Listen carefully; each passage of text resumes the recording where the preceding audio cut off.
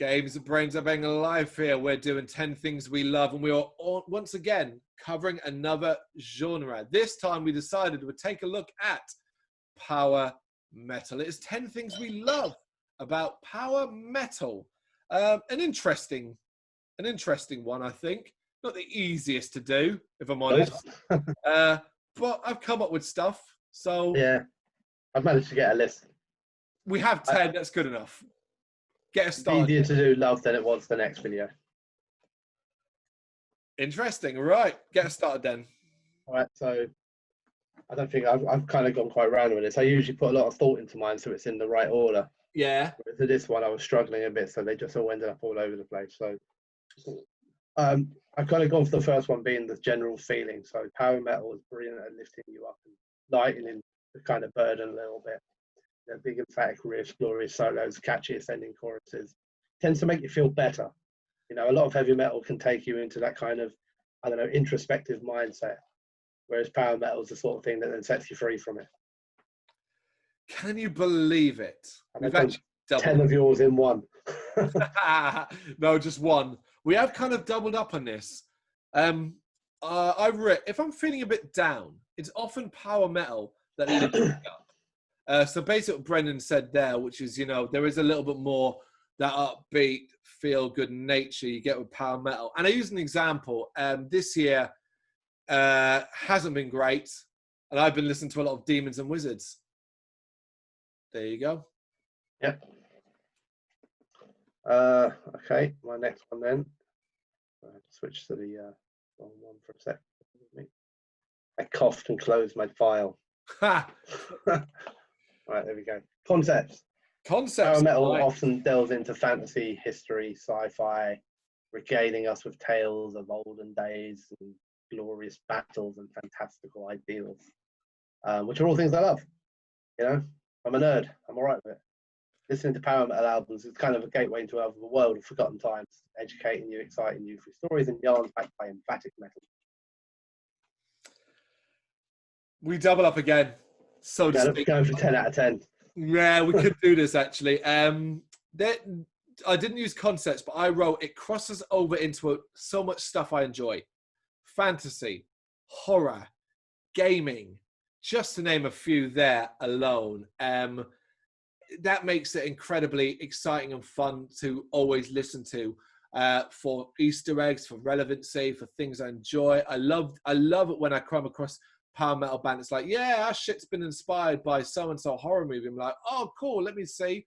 Or yeah, our music is partially inspired by, I don't know, in the case of Blind Guardian, for example, Lord of the Rings, or we're doing something based on video games, a la Dragon Force and things like that. Yeah, should we enjoy it? It's part of the site makeup as well.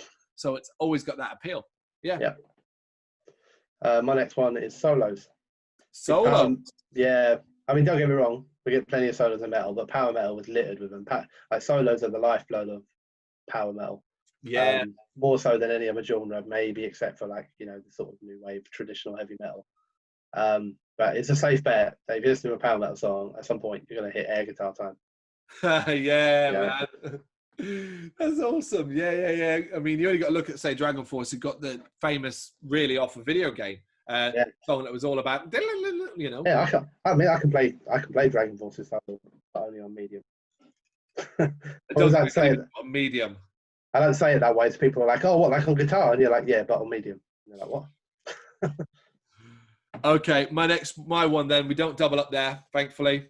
I have got no obvious dress code. You can see we really we worked hard at this. Yeah. There's no obvious dress code to power metal. You can wear armor, wolf suits, full-on furry bollocks, jock straps, clothes you woke up that day in the morning and go to a power metal gig. Cool. Doesn't matter. You can wear whatever the fuck you want. You want to come in a full suit of armor to go see Gloria Hammer? No one's going to bat an eyelid. Nope. Yeah? You start swinging that sword around in the pit. There's that, yeah. You might struggle to get through the doors. Yeah. Or go to the toilet. Ballads. I like a good ballad. I don't like too many of them, but the occasional heartfelt, passionate ballad as well from power metal is a great source for that. It is. Again, it's not always dealt around love or anything like that because of the fantastical elements, but it's more in the style. I think more so than any other genre, you are almost guaranteed that a ballad or two in a power metal album, and generally one of the two will be acoustic as well. True, absolutely. And talking of ballads, then I'm going to come to my first band, and I just simply want to say one of the things I love about power metal is Blind Guardian. It's very straightforward, as simple as that. They are a staggeringly great band that I would urge anyone, even if you're like, I hate power metal, I've heard that one Blind Guardian song, investigate a bit more, man. Blind Guardian are special. They're what I knew power metal beforehand, but the band I would say, what really got you into power metal, at least more investigative to the point where you're like, yeah, look, I'm going to go out of my way when someone says they're power metal, I'm going to get excited, is because of Blind Guardian. Blind Guardian is wonderful. No, agree completely.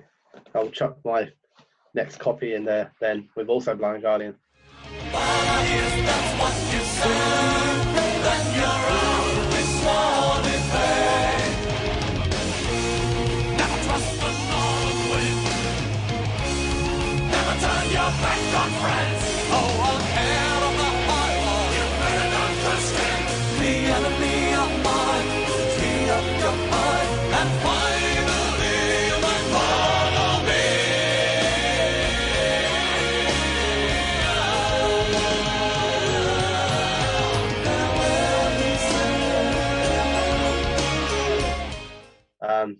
I did write. I know they've got plenty of songs and albums that cross into other genres, progressive, symphonic, folk, whatever. But they're a power metal band, and I'm a huge fan. They're one of my favourite bands of all time.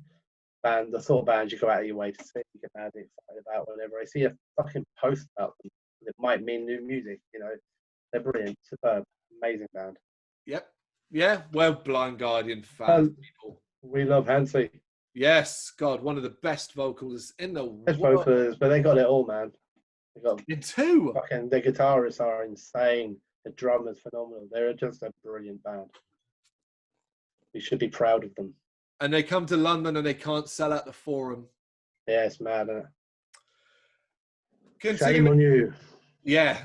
Continue coming to bands, but more by the fact that still, right, this is the matter thing, still as of, well, not 2020, because it was 2019, but as of 2019, August 2019, turns out that I can still be surprised by power metal. In the fact that, like, a band I either didn't think I'd like or I never thought I'd care about ended up really surprising me by being fucking excellent and one of my stand-up memories. And we were going to Bloodstock because there was a power metal band that played there last year that we had no interest in seeing, and then we stopped and watched them. And it turned out to be one of the best sets of the weekend, and it was fucking Power Wolf. Yeah. Yes, Power Wolf. The thing is simply by the fact that, yes, sweet, power metal still surprises me. Yeah, that's great, wasn't it? Yeah, it really was. Get another surprise in a couple of weeks' time. Primal Fear. I saw your review today. Awesome. Yeah, I was looking at your review today, yeah. My next one then is, I'm not a huge fan of folk, but power metal with folk elements is fucking amazing. Yeah, I love it. And them two blend more commonly, other than symphonic, I guess, that they're the three that blend the most. And I love it. Folk instruments, folk melodies, all blended in with the power chords, powerful vocals. Blind Guardian, Orden Hogan, Turasas, Trollfest, bands like that. It's brilliant. I love it. It's my favourite style of power metal, I guess. We double up. I wrote power bands that incorporate folk melodies. That shit, when done right, is the bomb. Yeah.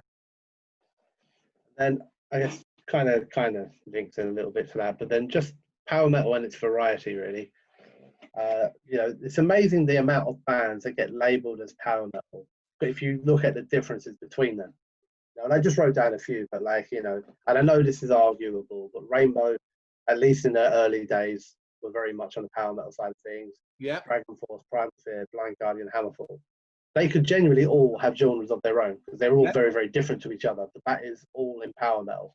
And I don't think any other genre has that much variety in bands. Ooh, well put. Yeah, that's quite impressive, really. Because when you go, all right, let's break down another one, say thrash, and you put the top thrash, you're like, yeah, they all belong there. Yeah, thrash has its sound and everything has its sound, but power metal doesn't have just its sound. It has all these variations of its sound. Yeah. Wicked. You could do it with so many bands. Like, you could just think of a power metal band like Powerwolf. Powerwolf aren't like Dragon Force or Rainbow or Blind Guardian, or Primal Fear. People, I know that it's not exactly right, but there are power metal elements to Priest. Mm-hmm. Like it generally spans such a wide variety of bands. It's phenomenal. I like it. Well put. Power metal's existence is intricately linked with Bloodstock, seeing as the fest was rooted in that style in its early days. Go back and look. It often makes you laugh when people scream and shout about power metal bands being booked for Bloodstock these days. It's like, oh, festival's moving away from its true style. It's like, go back and look at it's 2003 and so on. That is what the fucking festival was. Don't be an arse. So simply put, power metal and Bloodstock are, to me, quite united, quite tied together. That's cool. It's cool. Not Bloodstock specific, but festivals specific. Power metal generally is just great live. Oh, yeah. And I think especially at festivals. I think it's the sort of stuff you can raise the spirits. And my kind of memory, which is Bloodstock related actually, is I remember seeing Orton Ogan a couple of years back at Bloodstock. And it was the day after a heavy night. We've been drank loads, we've been up early interviewing, doing all our work. Yeah, we did to watch it at the back of it. Yeah, and then you come out of it just fucking refreshed, just bang up for it again. I think power metal's got like that special kind of magic, that it really can genuinely just make you feel that much better about yourself. And you're like, bang, let's go, we're ready. Right.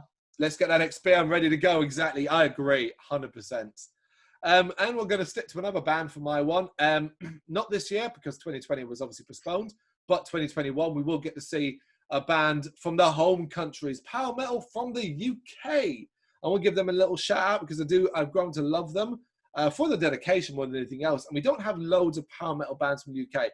Massive shout out to Glory Hammer. Yeah. Yep. Fight for the king, for the hammer and the ring. Fight for the ancient story. Fight for your life. We must fight for the power and the glory. Roots force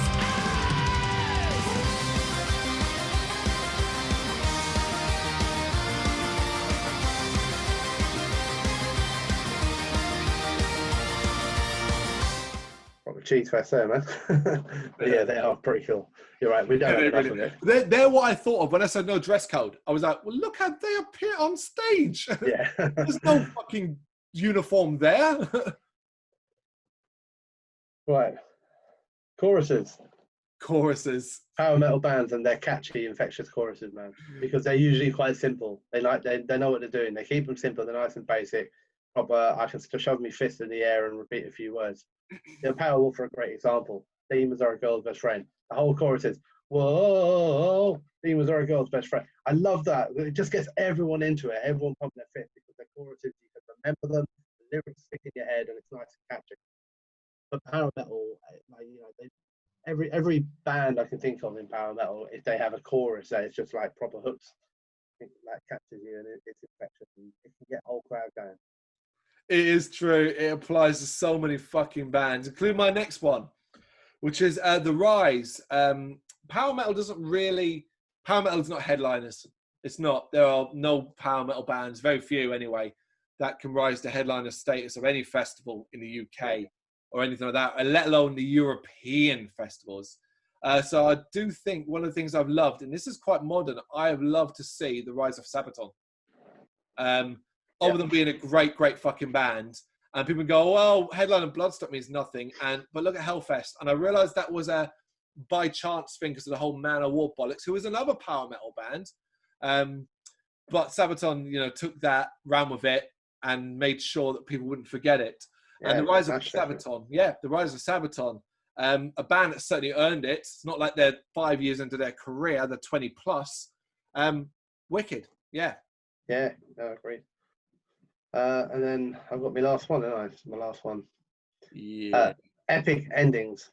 Yeah, I love how power metal albums often end with a huge epic. Yeah, I guess you could argue their albums are predictable because I've already said that. I know there'll be a ballad, probably two. One will be acoustic, one won't be. but there'll also be a 10, 13, 14-minute magnum opus at the end with, you'll have a slow build-up, you'll have a huge chorus, and then even huger solos. You know, the sort of stuff that gets your arm hair standing on end. Yep. And, you know, that's like a big thing in power metal, these kind of massive, grandiose, fucking symphonic, everything boiled into one.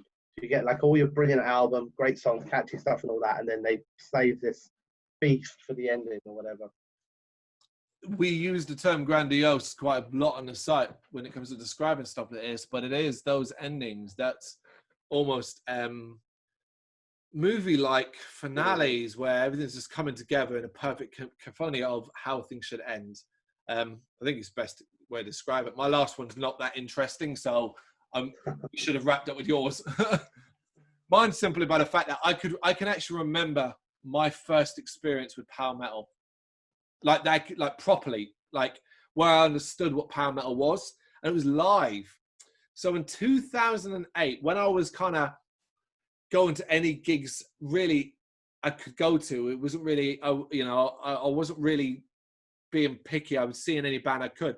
I went to the Underworld with my then girlfriend, who's now my wife, to see a band called Dream Evil at the Underworld. And I didn't even know who the fuck they were.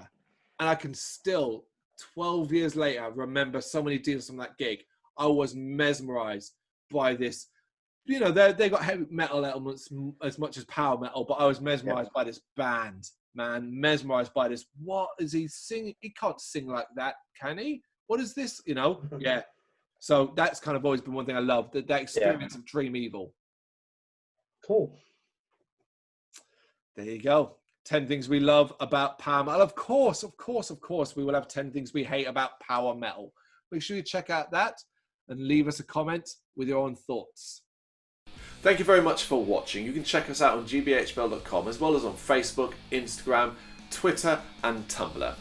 Go to Patreon to help us out over there. That's patreon.com/gbhbl, as well as Big Cartel, where you can find some of our merchandise.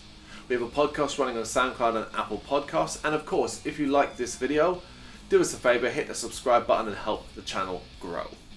Games, horror and heavy metal. What else is life for?